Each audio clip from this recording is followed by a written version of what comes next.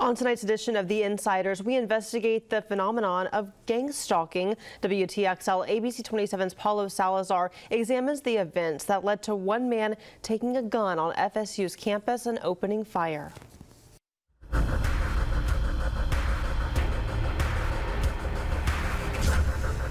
November 20th, 2014. It's a day many will never forget in Tallahassee and beyond. What started out as a night of studying in a college library turned to tragedy because of one man, Myron May. May believed he was a victim of gang stalking. Well, tonight you'll hear from May in his own chilling words, pleading for anyone to understand him as we examine just what is gang stalking. Kind of my last words. It's really unfortunate that I have to make this video. You see, I am a victim of covert harassment and electronic harassment and gang stalking. I'm what's called a targeted individual. On November 20th, 2014, 31-year-old Myron May walks into Strozier Library on the campus of Florida State University and opens fire. 3 people are injured. May tries to leave campus, and a shootout with police in front of the library ends violently. The medical examiner confirming May was shot 24 times by police. For now, things seem to be back to normal on campus. Students have fallen back into their routines, but it was here not so long ago on a tragic night that has many wondering what could make a man snap and lose control. What causes a seemingly well-liked guy to plan a mass murder? Is it mental illness, or as many suggests, being a victim of gang stalking? The goal of gang stalking is literally to drive a targeted individual crazy. If you search gang stalking on the internet, you can find thousands of people all over the world describing similar circumstances. Those who feel they are victims of gang stalking truly believe people are out to get them. They employ isolation tactics.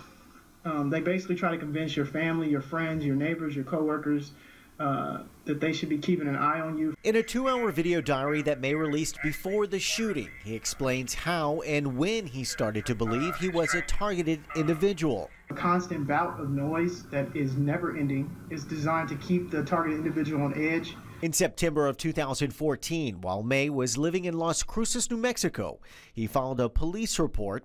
In the incident report, May told police that someone put a camera in his apartment and that he was hearing voices coming through the walls. May began to believe family and friends were in on the conspiracy to make him crazy. I am totally not crazy. I'm completely sane, but they've employed these tactics against me as well to try to make me appear to be a crazy person. Dr. Rajiv Tandon, president of the National Alliance of Mental Illness in Florida, says that many of the things that victims of gang stalking describe are also symptoms of mental disorders. Running commentary, hallucinations are actually fairly typical of schizophrenia. It is becoming more prevalent. I think the phenomenon of gang stalking in its current form is relatively new, about 20 years or so. Dr. Tandon has been researching schizophrenia for over 20 years. He never diagnosed Myron May, but says that everything May laid out in the documents he left behind show an evolution of a possible delusional disorder.